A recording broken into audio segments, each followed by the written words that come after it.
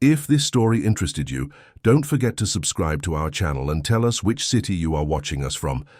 We continue. The September afternoon descended gently upon the gardens of the Acacia Grove estate in South London. The sun still had enough strength to gild the leaves of the cherry trees that surrounded house number 42, a spacious two-story building with a modern facade and an automatic gate that looked more like the entrance to a fortress. This was the home of Marcus Jenkins, a technology entrepreneur, owner of one of the country's most promising startups. At 43, he carried on his shoulders the weight of building an empire, but also the guilt of having left behind something far more precious than any business: his own daughter. Laura was 7.5 years old, straight brown hair falling over her shoulders, honey-colored eyes that held a sadness too ancient for her age. Since she was 5, after an incident no one liked to mention openly at home, the girl could no longer move her legs. Doctors explained that the spinal trauma had been severe, but with physical therapy and patience, there might be some improvement. Perhaps. That word became a shadow in Laura's life. Perhaps she would walk again. Perhaps she would be able to run in the yard like before. Perhaps her mother would still be alive to hold her in her arms and say that everything would be all right. But her mother was not there. Rose Jenkins had passed away 2 years earlier, taken by a silent illness that corroded her health in a few months. Marcus still felt the void she left. Rose was sweet, patient, loving. She cared for Laura with absolute dedication, especially after the incident that left her in a wheelchair. When Rose was gone, Marcus plunged into work as a way to avoid confronting the pain. Trips became constant. Meetings filled the late nights, and Laura was left in the care of the house, Marcus's new wife, and a team of staff who barely dared to look the child in the eyes. Vivian Albright Jenkins was 36 years old and possessed a calculated beauty: perfectly brushed blonde hair, always immaculate nails, designer clothes that matched every environment she frequented. She met Marcus at a corporate event, 6 months after Rose's passing. Vivian was an advertiser, worked at a renowned agency, and knew exactly how to build an image. And that's what she did. She presented herself as the ideal woman for a grieving and overwhelmed man, understanding, elegant, willing to help. In less than a year, they were married. Laura went to the wedding holding a bouquet of white flowers, her light blue dress contrasting with the empty expression on her face. That day, the girl sitting in the backyard of the house held a worn teddy bear. It was the last gift Rose had given her. The fabric was faded, one ear hung crooked, and there was a poorly done patch on the toy's belly. Laura squeezed the bear against her chest as she watched butterflies fluttering over the rose beds. Inside the house, Vivian was hosting some friends for afternoon tea. Laughter echoed through the living room, accompanied by the clinking of expensive porcelain cups. The women chatted about trips, spas, new restaurants in Notting Hill. Vivian smiled, served imported tarts, and pretended to be the perfect hostess. Laura had not been invited to participate. In fact, Vivian had instructed Marlene, the oldest staff member in the house, to keep the girl out of sight. Marlene was a lady in her 50s, short, with grey hair always tied in a bun. She had worked for the Jenkins family since before Laura was born. She knew every corner of that house, and especially she knew every silence that weighed upon it. That afternoon, Marlene had taken Laura to the backyard, placed her wheelchair under a tree, and whispered to the girl to stay quiet, because the mistress did not like noise when she had visitors. Laura obeyed. She always obeyed.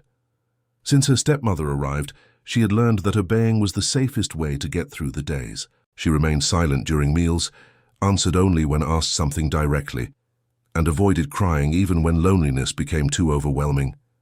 The teddy bear was her only confidant. At night, before going to sleep, she whispered to him the things she couldn't tell anyone. She told him she missed her father, that she wished Rose would come back, that sometimes she was afraid of Vivian's cold gaze. Marcus was in Washington, D.C. at that moment, participating in a round of negotiations with international investors. His cell phone vibrated in his suit jacket pocket as he flipped through contracts. It was almost 5 in the afternoon. He hesitated, but answered when he saw the house number on the display. Vivian's voice sounded animated on the other end. "Marcus, darling, how's the meeting? My friends are here. Everything's delightful." "Oh, Laura's fine, yes. She's right here beside me." Marcus felt a brief relief. He asked to see his daughter. Vivian quickly tilted the phone, showing Laura in the distance, in the backyard, but moved the camera away almost immediately, saying that the girl was resting and it was better not to disturb her. Marcus accepted the explanation. Vivian always seemed to know best. He said goodbye, promised to return in 2 days, and hung up. Laura saw the phone turn towards her for a second. She wanted to scream. She wanted to wave. She wanted to say that she needed her father there at that instant, but no sound came out. She swallowed the lump in her throat and looked back at the teddy bear. The visitors left around 6 in the evening. Vivian bid them farewell with wide smiles and warm hugs. As soon as the last guest crossed the gate, the expression on Vivian's face changed. Her blue eyes, previously bright, with sympathy, became hard as stone. She walked to the kitchen, took a sip of water, and crossed her arms. Marlene was washing dishes when Vivian entered, the thin heels of her shoes clicking loudly against the porcelain tile floor. "Where is the girl?" Marlene dried her hands on her apron, nervous. "In the backyard, madam." "As you asked." Vivian did not respond. She walked out the back door and headed towards the tree where Laura was. The girl looked up, startled. Vivian stopped a few feet away, observing the child with an expression that mixed contempt and impatience.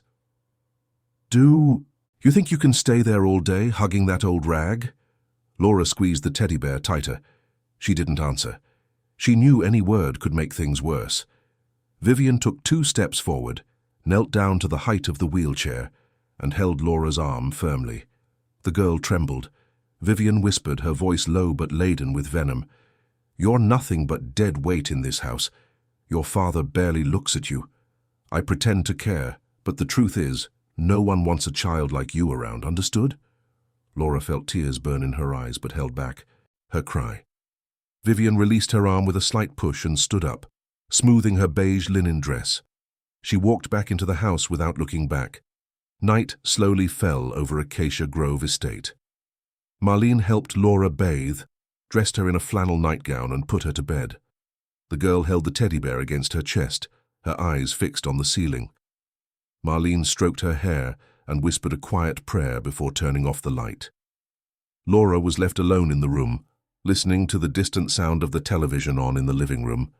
Vivian was watching some series while drinking wine. Her father was far away. Her mother was forever absent. And Laura felt like she was slowly disappearing inside that too big house. In Washington, D.C., Marcus dined alone in his hotel room. The meeting had been productive, but something inside him wouldn't settle. The quick image of Laura in the backyard, seen through the phone camera, pounded in his head. Something was wrong. He couldn't quite identify what, but his intuition screamed. Marcus pushed away his half-eaten plate of food and picked up the phone again. He hesitated. Vivian would surely have put Laura to sleep by now. Calling now would be inconvenient, but the unease didn't pass. He dialed. The phone rang 4 times before Vivian answered. Her voice sounded slightly irritated, disguised by an overly sweet tone. "Hi, love. Is everything all right? Did something happen?" Marcus took a deep breath. "I wanted to talk to Laura." "She's already asleep, Marcus. You know her routine is strict. She has physical therapy early tomorrow. I just wanted to say good night." Vivian sighed, exasperated. "You call all the time, Marcus. The girl needs to rest. Trust me. Everything's under control." Marcus felt his discomfort grow, but he backed down. "All right, I'm sorry. Good night." He hung up. He stared at the phone for long minutes. Something was profoundly wrong, but he didn't know how to name that feeling. He then decided he would change his plans. He would return to London the next day earlier than expected. He wanted to see Laura. He wanted to hug her, talk to her, check if everything was really all right. Besides, it was the girl's birthday in 2 days. He wanted to be present. He wanted to surprise her with a special gift. He had ordered an imported porcelain doll, a perfect replica of an antique toy that Rose used to collect. Laura would love it. The next morning, Marcus cancelled his remaining commitments, packed his bags in a hurry, and boarded the first flight to London. During the journey, his anxiety only increased. He looked out the plane window, saw the white clouds spreading across the blue sky, and thought of Rose. She would have known what to do. She would never have left Laura alone like that. Marcus felt overwhelming guilt. After Rose left, he simply fled. He preferred to drown himself in work rather than face the pain of raising his daughter without his wife by his side. And now, by entrusting Laura to Vivian's care, he might have made the biggest mistake of his life. The plane landed at London City Airport around 10 in the morning. Marcus took a taxi straight home. He didn't notify Vivian that he was returning. He wanted to observe how things really were, without time for false scenarios to be prepared. When the car stopped in front of the house gate, Marcus got out, paid the driver, and entered the code on the intercom. The gate slid open slowly. He entered, carrying his small suitcase in one hand and a wrapped gift box in the other. The house seemed silent. Marcus walked to the front door, turned the key, and entered. The sound came from outside. Voices. He frowned. He followed the hallway, left his suitcase in the living room, and walked towards the door leading to the backyard. The voices became clearer. One was Vivian's, altered, furious. The other was a muffled, childish, desperate cry. Marcus felt his heart race. He opened the back door and rushed out. The scene he saw froze the blood in his veins. Laura was on the ground, fallen sideways on the damp grass. Her purple dress was soaked. Her wheelchair was toppled a few feet away. Vivian held an empty water bottle in one hand, her face contorted in an expression he had never seen before. Laura coughed, trembled, tried to drag herself with her weak arms, gasping for air. "I can't breathe, Daddy. I can't." Marcus didn't even realize he had dropped the gift box. The doll inside shattered against the stone floor. He ran, past Vivian like a flash, and fell to his knees beside Laura. He picked his daughter up. In his arms, felt her cold body, her short, gasping breath. Laura trembled so much she seemed to be convulsing. Her eyes were red, her cheeks wet with tears and cold water. "What did you do?" Marcus looked up at Vivian, his voice hoarse, laden with a rage he had never felt before. "What did you do to my daughter?" Vivian took a step back, her expression quickly changing to something that tried to appear surprised and innocent. "Marcus, I can explain. She was having a tantrum. She needed discipline. You don't understand how difficult it is to take care of her alone." "Discipline?" Marcus felt his blood boil. "You threw cold water on her. You pushed her out of her chair?" Vivian opened her mouth to reply, but Marcus didn't wait. He stood up with Laura in his arms and walked quickly into the house. The girl trembled non-stop, clinging to her father's neck as if she would drown at any moment. "Daddy, please don't leave me, please." "Never again, Laura. Never again." Marcus took her straight to her room, grabbed a blanket, and wrapped his daughter, trying to warm her. Laura cried softly, her body still shaking from cold and fear. He held her for long minutes, whispering words of comfort, feeling guilt crush his chest. How had he not seen it before? How had he been so blind? Vivian appeared at the bedroom door, her arms crossed, her tone of voice now defensive. "You're overreacting, Marcus. Children need boundaries. She's always throwing tantrums. She doesn't respect anything." Marcus stared at her with cutting coldness. "Get out of here. Now." Vivian opened her mouth to protest, but something in his gaze made her retreat. She turned around and went downstairs, her heels clicking loudly against the floor. Marcus held Laura tighter. He felt how fragile she was, how much weight she had lost. He didn't know how long this had been going on, but something inside him said it wasn't an isolated incident. That scene was just the tip of something much larger and darker. Laura began to faint. Her eyes rolled slightly. Her breathing became irregular. Marcus panicked. He stood up with the girl in his arms and ran down the stairs. Vivian was in the living room, talking on the phone with someone. He ignored her, walked straight past, and went out the front door. He put Laura in the back seat of the car, buckled her seatbelt as best he could, and sped towards the nearest hospital. The streets of London were a blur. Marcus ran red lights, honked, shouted at other drivers to get out of the way.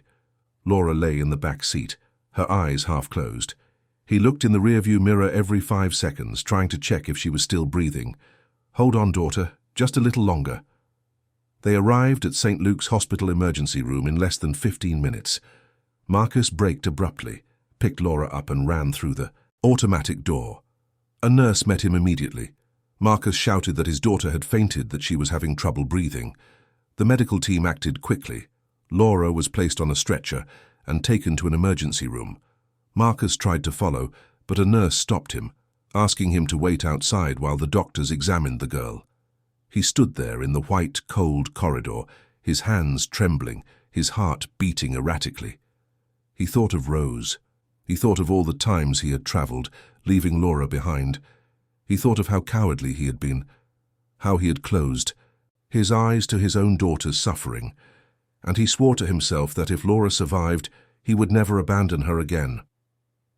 Minutes later, a doctor came out of the room. She was a woman in her 40s, short black hair, impeccable white coat. Her badge read Dr. Helen Miller. She looked at Marcus with a serious expression. "Mr. Jenkins, your daughter is stable, but I need to talk to you urgently." Marcus felt his legs weaken. "Please, tell me." Dr. Miller led him to a private room. She closed the door and crossed her arms. "Mr. Jenkins, upon examining Laura, I found several marks on her body. Old bruises, recent bruises, abrasions that are not consistent with accidental falls. There are clear signs that this child has been subjected to repeated aggression." Marcus felt the floor disappear beneath his feet. The doctor's words echoed like a funeral bell. "Aggression, repeated." The doctor continued, her voice firm but compassionate. "Furthermore, Laura is malnourished and shows signs of severe stress. This doesn't happen overnight, sir. How long have you been absent from home?" Marcus couldn't answer. Guilt crushed him. Finally, with a choked voice, he murmured, "I travel a lot. I work too much. I trusted my wife's care." Dr. Miller looked at him severely. "Then I suggest you reevaluate that trust. I will notify Child Protective Services about the case. It's protocol in situations like this, and I strongly recommend that you do not let this child return to the environment that is harming her." Marcus nodded, mute with shock and despair. The doctor left the room, leaving him alone with the overwhelming weight of the truth. He had failed as a father, as a protector, and now he needed to find the strength to fix what seemed irreparable. He sat on the hard chair in the waiting room, put his face in his hands, and for the first time in years, Marcus Jenkins cried. Marcus remained seated in that cold hospital room for almost half an hour, unable to fully process what he had just heard. Dr. Miller's words echoed relentlessly. Repeated aggression, malnutrition, severe stress. Each sentence was a blade cutting deeper into his conscience. How could a father be so blind? How had he allowed that to happen right under his own roof? The door opened slowly and Dr. Miller returned, this time accompanied by a younger woman in her 30s, wearing jeans and a navy blue blouse. She carried a black folder and had a serious but empathetic expression on her face. "Mr. Jenkins, this is Rebecca Caldwell, a hospital social worker. She will be following Laura's case from now on." Marcus stood up quickly, extending his hand. Rebecca shook it firmly and indicated that he should sit down again. She pulled up a chair and positioned herself in front of him, opening the folder on her lap. "Mr. Jenkins, I understand this is an extremely difficult time for you, but I need to ask some questions.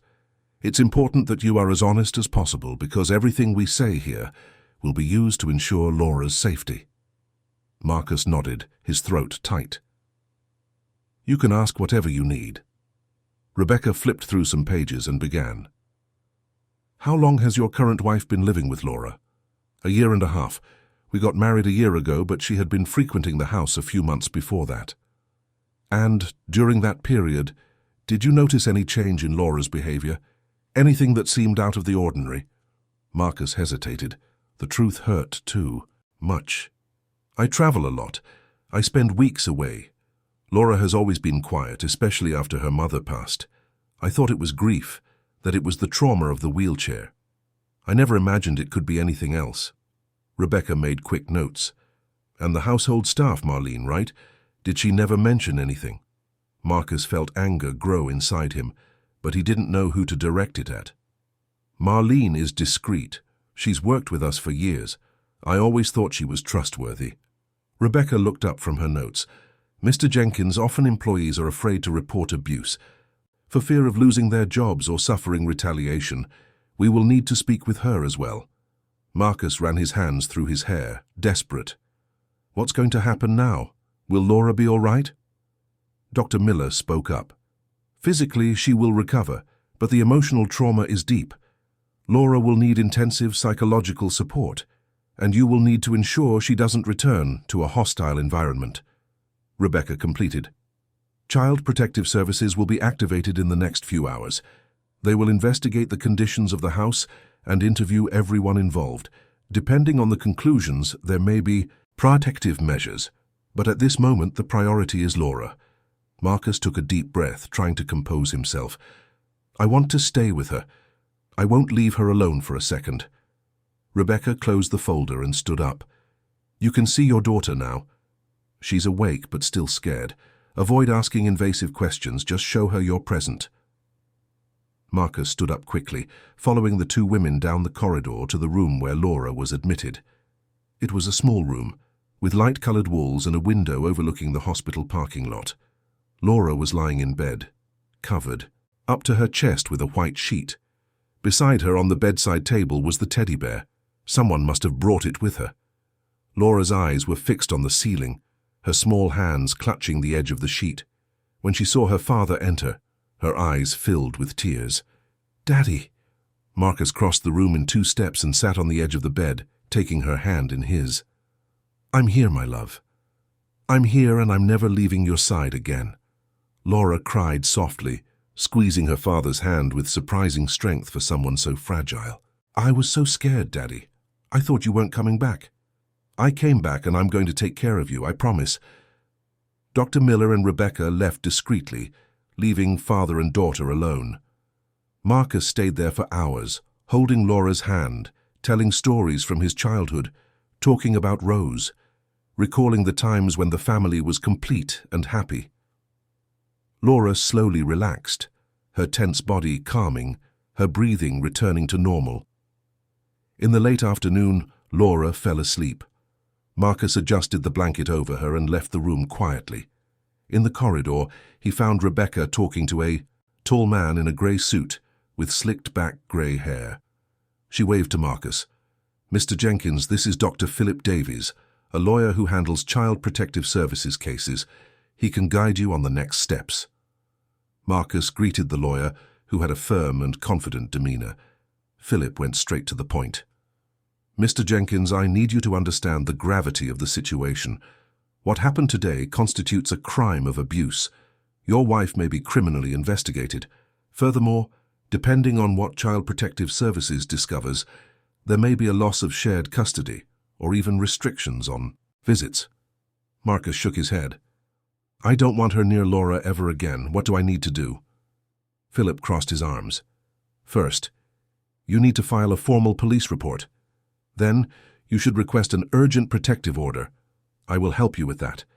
But I need you to be strong. Your wife will certainly defend herself. She may hire lawyers, try to reverse the situation." Marcus clenched his fists. "No matter what she does, I won't let her hurt my daughter again." Philip nodded, satisfied with the determination. "Excellent. Let's start now.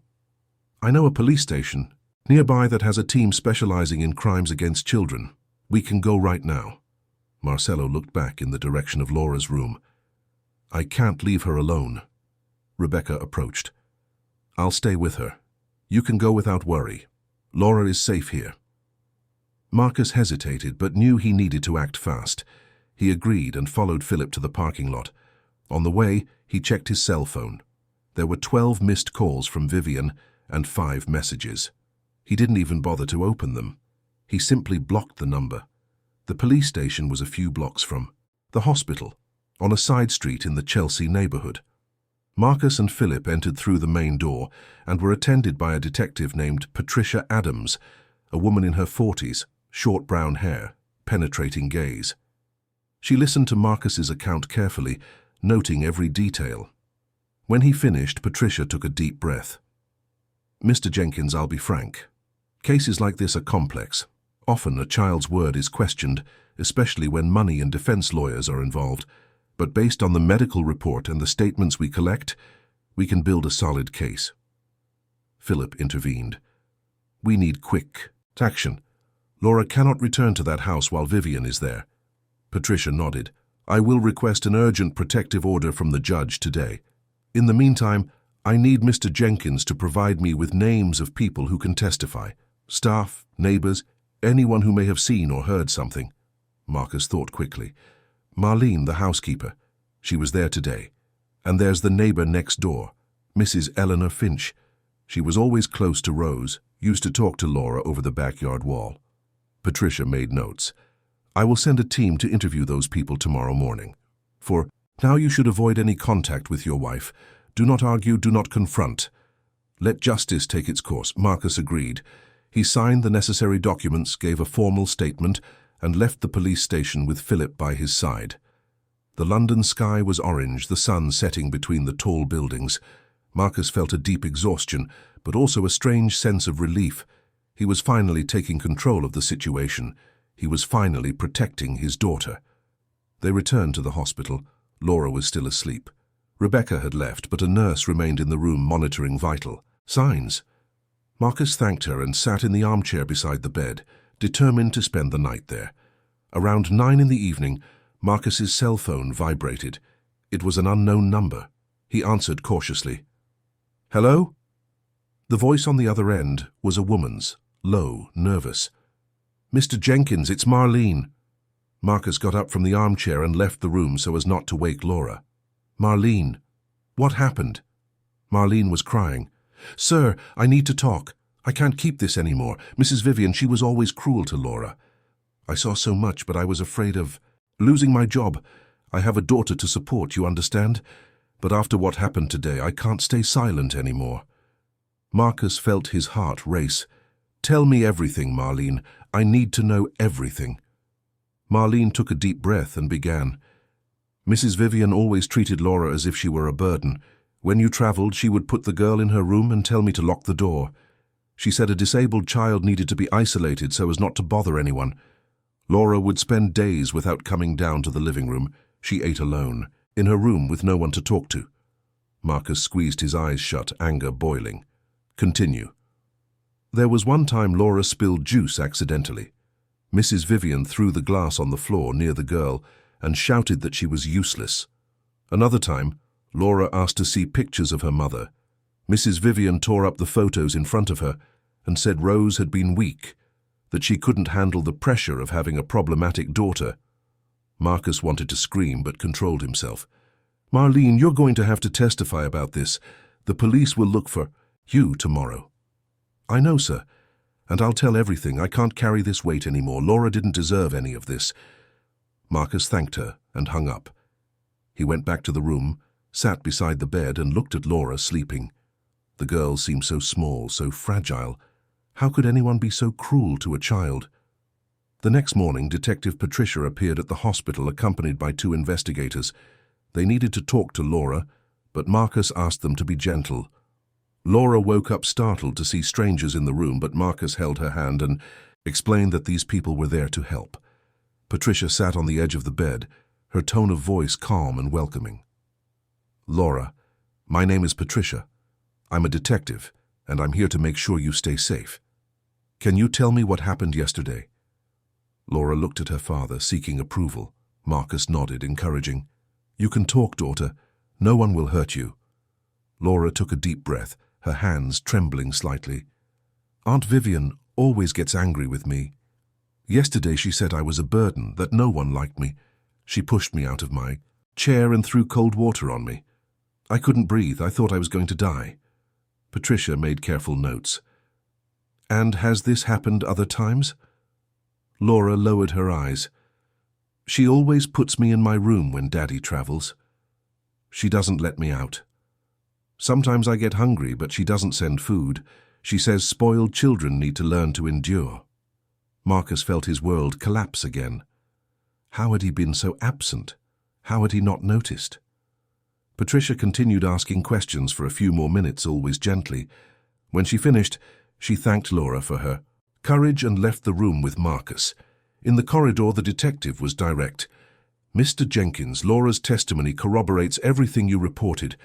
Added to the medical report and what Marlene will testify, we have enough material for a criminal complaint. I will request Vivian's preventive arrest today." Marcus felt immense relief mixed with sadness. "Do whatever is necessary. I just want my daughter to be away from her." Patricia nodded and said goodbye. Marcus returned to the room and found Laura awake, looking out the window. He sat beside her and took her small hand in his.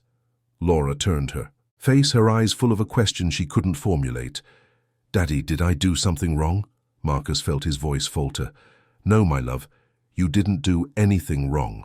I failed. I should have noticed. I should have been here. But I promise I will fix everything. I will take care of you as I should have done from the beginning." Laura leaned in and hugged her father. Marcus held her tightly, feeling tears stream down his face. At that moment, he made a silent promise. He would fight with all his strength to give his daughter back her stolen childhood. He would ensure she smiled again, trusted again, dreamed again. In the late afternoon, Laura was discharged from the hospital. Dr. Miller recommended intensive psychological counseling and physical therapy, but said Laura was stable enough to go home. Marcus hesitated. He didn't want to take her back to that house where so many bad things had happened. But he also had nowhere else at the moment. Philip, the lawyer, suggested that Marcus hire a private nurse and a psychologist to stay with Laura full-time. In addition, he recommended that Marcus change the locks on the house and install security, cameras in every room. Marcus agreed to everything. They left the hospital in the late afternoon. Marcus carried Laura to the car, placed her carefully in the back seat, and drove slowly home. Upon arriving, they found Vivian sitting in the living room, surrounded by suitcases. She stood up as soon as she saw Marcus enter with Laura. "Marcus, we need to talk." Marcus ignored her, walked straight past her, and took Laura to her room. He put his daughter in bed, covered her with the blanket, and whispered that he would be back in a minute. He went downstairs and found Vivian standing in the living room, arms crossed, her expression hard. "You're making a mistake, Marcus. You don't know anything." Marcus took a step forward, his voice low but filled with contained fury. "I know exactly what you did. I saw my daughter on the floor, drenched, gasping for air. I heard what you said to her, and now I know everything you did for months while I was away." Vivian gave a bitter laugh. "You've always been naive, Marcus. That girl is manipulative. She invents stories to get attention. I was just trying to educate her." "Educate? Her?" Marcus took another step forward, his fist clenched. "You locked her in her room. You left her hungry. You destroyed her mother's photos. That's not education, Vivian. That's cruelty." Vivian lost her composure for a second, but quickly regained her mask. "You can't kick me out of here. I'm your wife. I have rights." Marcus took an envelope from his pocket and threw it onto the coffee table. "These are the papers for the protective order. You cannot come near Laura. And if you try, you'll be arrested. Now take your things and get out of my house." Vivian looked at the envelope, then at Marcus. Anger gleamed in her eyes, but there was also fear. She picked up her suitcases in silence and walked to the door. Before leaving, she turned one last time. "You'll regret this, Marcus." The door slammed shut. Marcus stood in the living room for long minutes, trying to calm his breathing. Finally, Vivian was gone, but he knew this was far from over. He went back up to Laura's room. The girl was awake, the teddy bear clutched against her chest. She looked at her father with a mixture of fear and hope. "She's gone, Daddy." Marcus sat on the edge of the bed and stroked his daughter's hair. "Yes, she is. And she won't be back." Laura closed her eyes, and for the first time in a long time, a small smile appeared on her lips. Marcus felt his heart ache. There was a long road ahead, but that smile, however timid, was proof that it was worth fighting for. That night, Marcus slept in the armchair beside Laura's bed, watching over her sleep, protecting her as he should have done from the beginning, and as he watched his daughter sleep, he made a silent promise. No matter what lay ahead, he would never let anyone hurt Laura again. The following days brought a new routine to the Jenkins family home. Marcus cancelled all work trips and began managing the company remotely, set up in his home office. He hired a nurse named Beatrice, a 50-year-old woman, experienced and caring, who took over Laura's physical care. In addition, a child psychologist named Julia began visiting the girl 3 times a week. Julia was young, about 32, with curly hair tied in a ponytail and a natural ability to win the trust of traumatized children. Laura was still scared, but slowly began to relax. In the first sessions with Julia, she remained silent, just clutching her teddy bear and avoiding eye contact. But Julia didn't pressure her. She sat on the floor of the room, drew, told stories, and waited patiently. In the 4th session, Laura finally spoke. "I dream about my mother. She comes to pick me up and we leave here." Julia stopped drawing and looked at the girl with tenderness. "And how do you feel in those dreams?" Laura shrugged. "Happy. But when I wake up, she's not there, and then I remember she's never coming back." Julia approached slowly. "Your mother can't come back, Laura, but she left something very important with you. Do you know what it is?" Laura shook her head. "Her love. And that love never goes away. It's kept inside your heart. No one can take that from you." Laura looked at the teddy bear and for the first time in weeks managed a timid smile. Julia seized the moment to suggest an activity. "How about we draw something for your mum? It can be anything you want to tell her." Laura accepted. She picked up the colored pencils Julia had brought and began to draw. It was a simple, childish drawing, but full of meaning. A girl in a wheelchair, a man beside her, and above them, a shining star.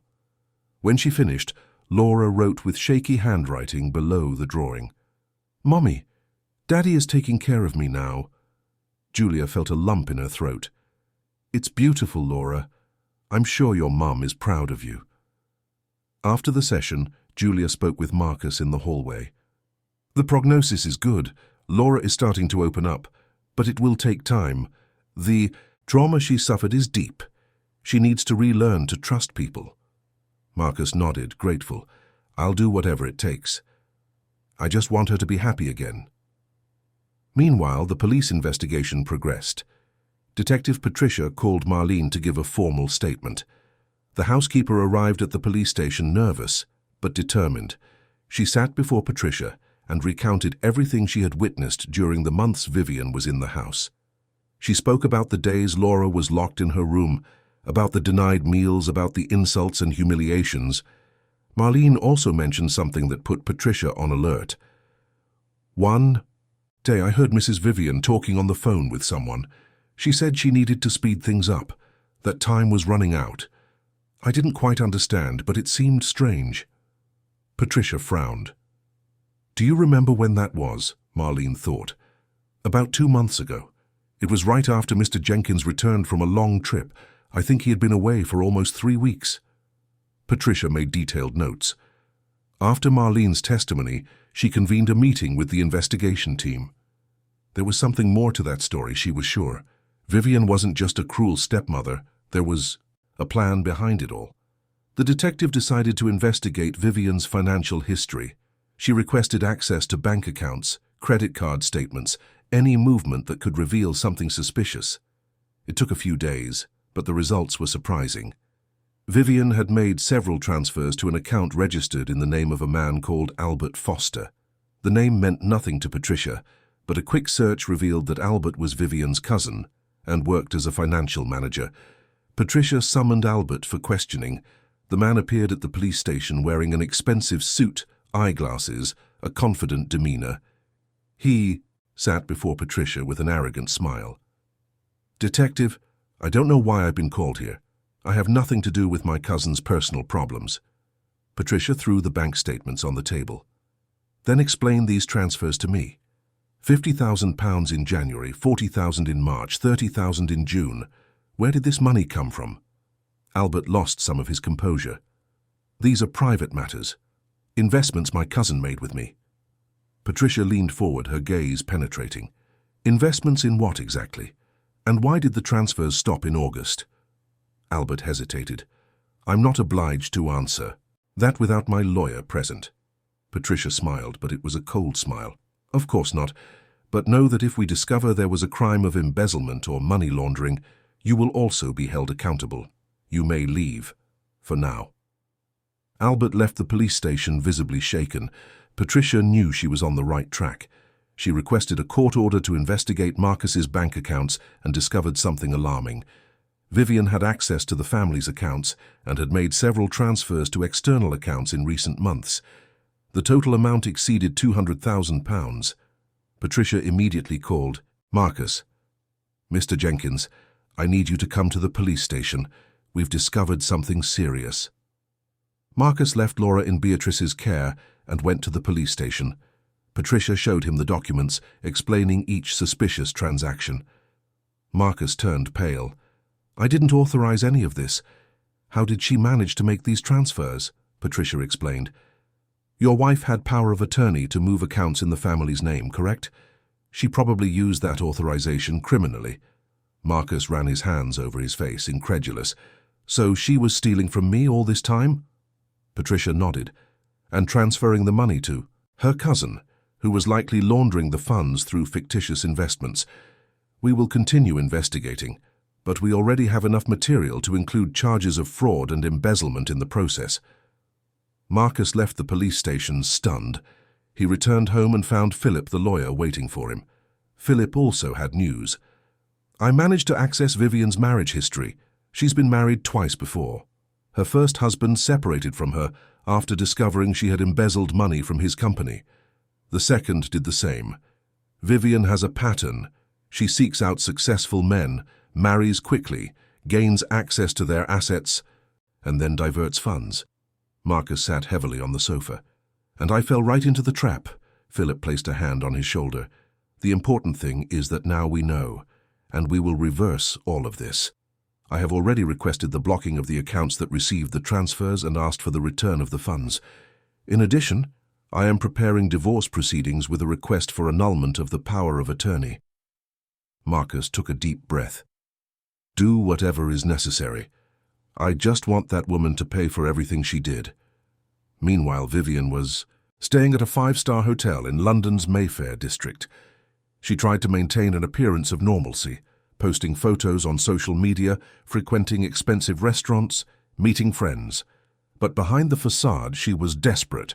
Her accounts were blocked, her lawyers were charging exorbitant fees, and the press was starting to report on the case. Vivian called Albert. We need to resolve this quickly. If they discover the whole scheme, we'll both go to jail. Albert was equally nervous. I warned you were going too fast. Now there's no way to hide it. Vivian slammed her fist on the hotel, our room table.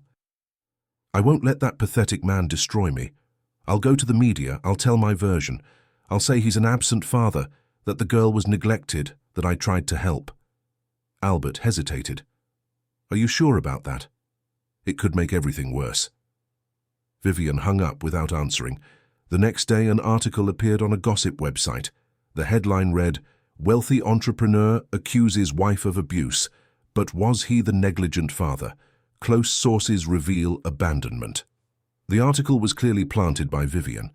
It described Marcus as a man obsessed with work, who left his daughter in the care of others, who never had time for the child. Vivian was presented as a dedicated woman who tried to take on the role of mother, but was unfairly accused when a situation was misinterpreted. Marcus read the article and felt anger grow. Philip, however, urged calm. Don't respond. Let her dig her own grave. The more she talks, the more she will contradict herself. We already have the evidence on our side. But the article had an effect. Some people began to question Marcus's version. Comments on social media varied between support and distrust. The situation was turning into a media circus. It was then that Mrs. Eleanor Finch, the neighbor, decided to intervene.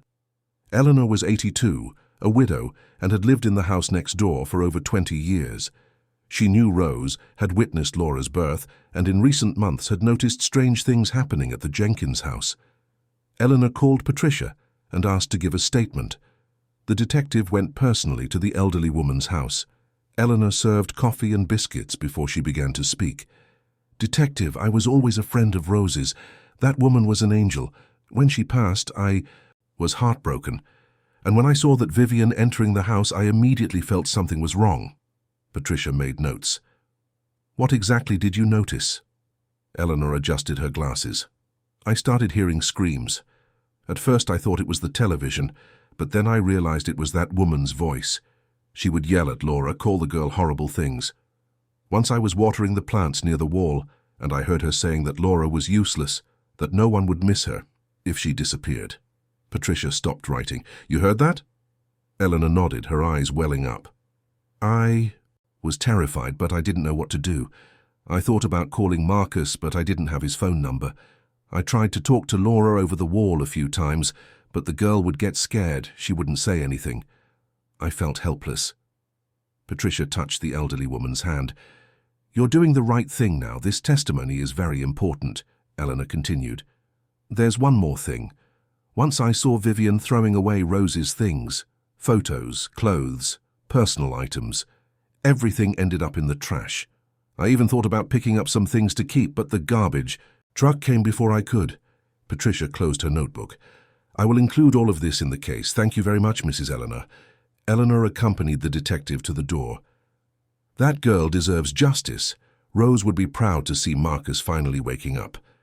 With Marlene's and Mrs. Eleanor's testimonies added to the financial evidence, the case against Vivian became even stronger. Patricia scheduled a preliminary hearing at the Central Criminal Court, Old Bailey. Vivian was summoned to appear accompanied by her lawyer. On the day of the hearing, the atmosphere was tense. Marcus arrived early, accompanied by Philip. Vivian appeared minutes later, wearing a grey pantsuit, impeccable makeup, an air of indignation. Her lawyer, a middle-aged man named Dr. Ronald, had a reputation for aggressive defenses. The judge responsible for the case was Judge Sylvia Mason, a woman in her 50s, known for being fair but strict. She opened the session by asking each side to present their positions. Vivian's lawyer began by attacking. "Your Honor, we are facing a clear case of persecution. My client dedicated over a year of her life to caring for a difficult child with special needs, while the biological father traveled all the time. And now, due to an isolated misunderstanding, she is being publicly slandered and defamed." Philip immediately stood up. "With all due respect, Your Honor, this is not a misunderstanding. We have medical reports proving repeated aggression. We have witness testimonies. We have financial evidence of diverted money. The defendant is not a victim. She is a criminal." The judge raised her hand, asking for silence. "I will carefully review all the evidence. For now, I maintain the protective order. The defendant cannot approach the child. Furthermore, I order a psychological evaluation of Laura to assess the emotional impact. The next hearing will be in 30 days. Session adjourned." Vivian left the courthouse furious. Marcus felt partial relief, but knew the battle was just beginning. In the following weeks, Laura continued her treatment with Julia. The psychologist used play therapy techniques, helping the girl express her feelings through drawings, games, and stories. Gradually, Laura began to talk about what she had suffered. She recounted the days locked in her room, the hunger, the constant fear. Each revelation was a stab to Marcus's heart, but it was also a step towards healing. One afternoon, while drawing, Laura asked a question. That surprised Julia. "Why did Aunt Vivian hate me so much?" Julia chose her words carefully. "Sometimes, Laura, people do bad things not because we did something wrong, but because they themselves are hurt inside. Vivian had problems that had nothing to do with you." Laura looked at the drawing she was making. It was a house with an open door and a shining sun. "I just wish my mum were here." Julia approached and hugged the girl. "I know, sweetheart, but you have your dad now and he loves you very much." Laura rested her head on Julia's shoulder, and for the first time cried freely. It wasn't a cry of despair, but of relief, as if she could finally let go of everything that had been trapped inside her. Marcus, who was at the bedroom door, watched the scene with tears in his eyes. He entered slowly and joined the hug. The three stayed there for long minutes, united in a moment of shared pain and renewed hope. That night, Marcus put Laura to bed and stayed by her side until she fell asleep. Before closing her eyes, Laura whispered, "Daddy, will you always be here?" Marcus kissed her forehead. "Always, my daughter, always." And for the first time since Rose had passed, Marcus felt he was on the right path. The path was long, full of obstacles and pain, but at its end lay the possibility of rebuilding what had been destroyed. There was a chance to give Laura back what had been taken from her, and above all there was enough love to heal the deepest wounds. The 30 days until the next hearing passed like an emotional roller coaster. Marcus dedicated every minute of the day to Laura, accompanying every physical therapy session, every consultation, with Julia every small progress. And there were progresses. Laura began to move her toes, an almost imperceptible movement, but one that filled Marcus with hope. The physical therapist, a woman named Carla, explained that the spinal trauma was not irreversible, but required dedication and patience. "We'll go slow, but we'll get there. Laura is strong. She has a lot of will." The girl indeed had will. On difficult days, when the exercises hurt and fatigue weighed heavily, she looked at her father and found the strength to continue. Marcus was there, always present, always encouraging. The house, once cold and suffocating, began to come alive again. Marcus brought back photos of Rose, placed them in picture frames around the living room. Laura spent hours looking at her mother's image, whispering silent conversations. Julia suggested that Laura write letters to Rose. "It doesn't matter that she can't read them. The important thing is for you to express what you feel." Laura accepted. The first letter was short. "Mommy, I miss you every day. Daddy is here now. I think you'd be happy." Marcus found the letter on Laura's bedside table and couldn't hold back his tears. He also started writing, not to Rose, but to himself. He noted Laura's progress, moments of joy, challenges overcome. Those pages became a diary of reconstruction, proof that it was possible to be reborn from the ashes. Meanwhile, Detective Patricia continued gathering evidence. Marcus, following Philip's advice, had installed security cameras throughout the house before Vivian left. The cameras remained on for a few days, capturing everything, and what they captured was shocking. On the night Vivian was still in the house before receiving the protective order, the cameras showed her and Albert, her cousin, talking in the living room. The conversation was recorded with chilling clarity. "You need to erase everything, Albert. If they discover the transfers, we're lost." Albert was nervous. "I warned you were going too fast. £200,000, Vivian. How did you think that would go unnoticed?" Vivian gave a bitter laugh. "He's an idiot. He trusts everyone. If it weren't for that cursed girl, I would have gotten much more." "And what about the girl?" Albert asked, his voice low. "Do you really think no one would find out what you were doing to her?" Vivian shrugged. "Problematic children need strict discipline. If she had cooperated, none of this would have happened. But now the damage is done. I need to think about how to reverse this." The images also showed Vivian rummaging through documents, trying to hide papers, deleting messages from her phone. It was irrefutable proof that she knew exactly what she was doing and was trying to cover up the crimes. Patricia called Marcus to the police station to watch the recordings. When the video ended, Marcus was pale. "She really called Laura cursed?" Patricia nodded. "And that's just one part. We have hours of footage. We'll use everything in court." Philip, who was also watching, turned to Marcus. "With this evidence, a conviction is practically guaranteed. Vivian will face charges of abuse, embezzlement, and attempted obstruction of justice." Marcus took a deep breath. "I just want this to be over. Laura needs peace." Finally, the day of the definitive hearing arrived. It was a cold October morning, the London sky covered by grey clouds. Marcus wore his best suit, not out of vanity, but because he wanted to show respect for the process. Laura stayed home in the care of Beatrice and Julia. He said goodbye to his daughter with a long hug. "Daddy, are you going to win?" Marcus stroked her hair. "I'll do my best, but no matter what happens there, you're safe now, that I promise." The Central Criminal Court, Old Bailey, was busy. Journalists crowded at the door, cameras pointed everywhere. The case had gained notoriety, and many people were following its unfolding. Marcus entered accompanied by Philip, ignoring the questions shouted by reporters. Vivian arrived a few minutes later, also surrounded by cameras. She wore a sober navy blue dress, her hair pulled back in a low bun. Her expression was that of someone carrying the weight of the world, trying to project an image of a misunderstood victim. The courtroom was large with wooden benches, an imposing table where Judge Sylvia Mason would sit, and a solemn air that made anyone's heart tighten. Marcus sat beside Philip, taking deep breaths to control his anxiety. On the other side, Vivian sat next to Dr. Ronald, her lawyer, who flipped through papers with a confident expression. The judge entered, and everyone stood. Judge Sylvia Mason had an imposing presence. She sat down, adjusted her glasses, and opened the folder before her.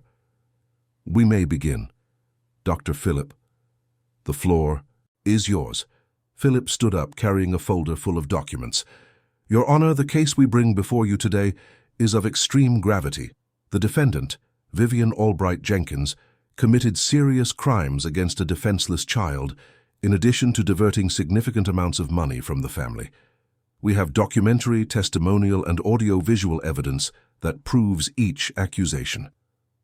He began by presenting Dr. Helen Miller's medical report. The report described every mark on Laura's body, every bruise, every sign of aggression. The judge read carefully, her expression unreadable. Next, Philip called the first witness. Dr. Helen Miller took the stand, swore an oath, and began to testify. She explained, with technical details, how Laura's injuries could not have been caused by accidental falls. The distribution of the marks, the age of the bruises, everything indicated intentional and repeated aggression. Dr. Ronald tried to discredit the testimony. "Doctor, is it not possible for a child with reduced mobility to frequently injure herself trying to move alone?" Helen was categorical. "Not in this manner. The marks indicate pressure applied by adult hands, not impacts caused by falls.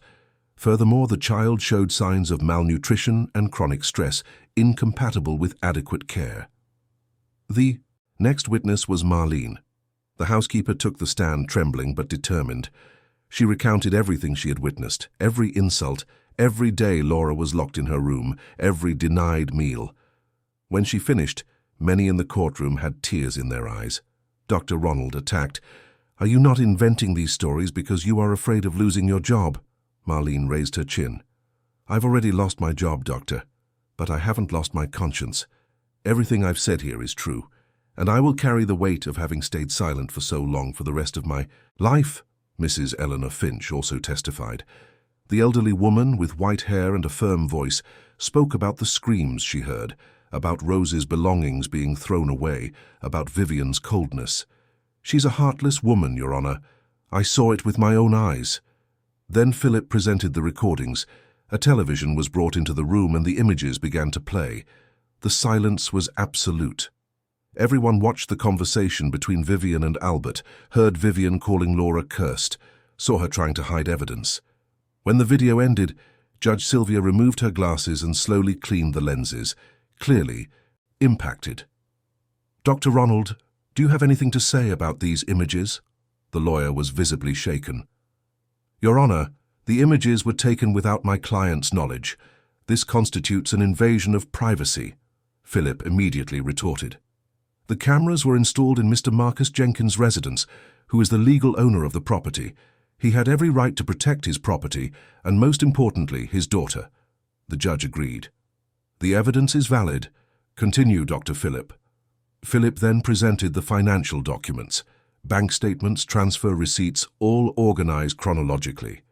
He showed how Vivian had embezzled over £200,000 and transferred it to Albert's accounts. He also presented evidence that Albert had used the money for fictitious investments in a clear attempt at money laundering. Albert was called to testify.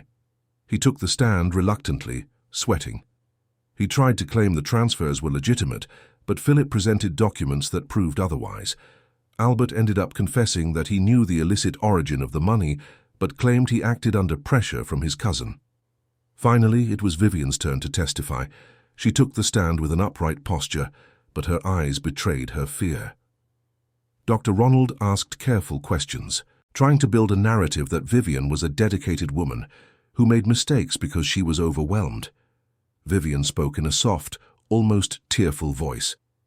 "I tried to be a good mother to Laura. I know I made mistakes, that I was too harsh sometimes, but I never intended to hurt her. I just wanted her to learn discipline." Philip stood up for cross-examination.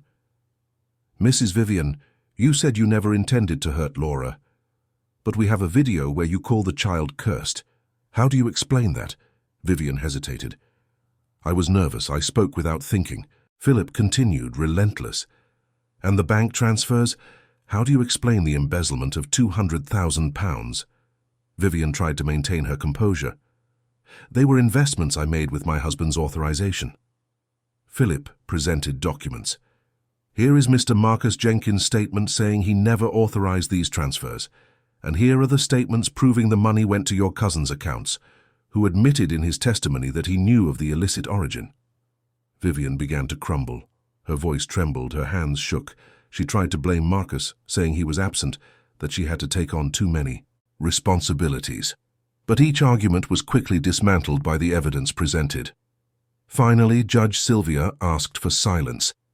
"I will retire to deliberate. The sentence will be delivered in 1 hour." The break was tense. Marcus left the room and called home. Julia answered. "How's Laura?" "She's fine, anxious for news. How's it going there?" Marcus took a deep breath. "The evidence has been presented. Now we wait for the decision." An hour later, everyone returned to the room. Judge Sylvia entered with a serious expression. She began by reading a summary of the case, highlighting each piece of evidence, each testimony. Then she came to the sentencing. Given the evidence presented, there is no doubt that the defendant, Vivian Albright Jenkins, committed serious crimes against a defenseless child. The medical reports, witness testimonies, and audiovisual recordings prove that Laura was a victim of repeated physical and psychological abuse. Furthermore, the defendant committed embezzlement, diverting significant amounts from the family. The judge paused, looking directly at Vivian. "Therefore, I sentence the defendant to 4 years of imprisonment in a closed regime for the crime of abuse and an additional 2 years for the crime of embezzlement. The sentences will be served consecutively. In addition, I order full reimbursement of the diverted amounts plus interest and monetary correction." Vivian collapsed in her chair, her face in her hands. Dr. Ronald tried to argue, but the judge was firm. "The decision is made." "As for Albert Foster," the judge continued, "for the crimes of receiving stolen property and money laundering, I sentence him to 3 years of imprisonment in a semi-open regime with the possibility of progression pending good behavior." Albert bowed his head, defeated. The judge also mentioned Marlene. As for the housekeeper, Marlene Silva, although she failed to report the abuse, her subsequent cooperation was fundamental to clarifying the facts. Therefore, there will be no criminal penalties. But I recommend she seek psychological support to deal with the weight of this experience. Marlene wiped away tears, nodding in silence. Finally, the judge addressed Marcus. "Mr. Jenkins, full custody of Laura is granted to you. I recommend that you continue the child's psychological treatment and maintain regular follow-up with Child Protective Services for the next 6 months. May this experience serve as a lesson, and may you never again be absent from your daughter's life." Marcus stood up, emotional. "Thank you, Your Honor. I will do everything in my power to ensure Laura's happiness." The session was adjourned. Vivian was taken into custody, shouting that everything was unfair, that she was the real victim. But no one believed her anymore. The mask had completely fallen. Marcus left the courthouse surrounded by reporters, but this time he didn't flee. He gave a brief statement. "Today justice was served. My daughter can finally live in peace. I thank everyone who supported us on this difficult journey." He returned home lighter than he had left. Opening the door, he found Laura in her wheelchair, waiting, anxiously. "Daddy, so?" Marcus knelt in front of her, holding her small hands. "It's over, daughter. She won't be back. You're safe now." Laura hugged her father tightly, crying with relief. Beatrice and Julia were also emotional, sharing in that moment of victory. The following months were a period of rebuilding. Laura continued physical therapy with impressive dedication. 6 months after the sentence, she managed to stand with support for the first time. Marcus was by her side, holding her, and when Laura took her first shaky step, he couldn't hold back his tears. "You did it, my daughter. You did it." Laura smiled, a true wide smile full of life. "Daddy, I did it." From then on, progress was constant. Laura started walking again with the help of a walker, then with a cane, until one day, almost a year after that terrible afternoon in the backyard, she walked alone across the living room. Marcus organized a small party to celebrate. Mrs. Eleanor Finch came, bringing a chocolate cake. Beatrice and Julia were present, as well as Carla, the physical therapist. Everyone applauded as Laura walked across the room alone without support. The girl stopped in the middle of the room and raised her arms in triumph. "I did it! Mommy, I did it!" Marcus looked at Rose's photo on the shelf and felt that she was there, somehow, proud of her daughter, proud of him for finally waking up and taking on the role of father. Laura returned to school, this time in a new school where teachers were briefed on her history and needs. She made friends, participated in activities, and became a child again.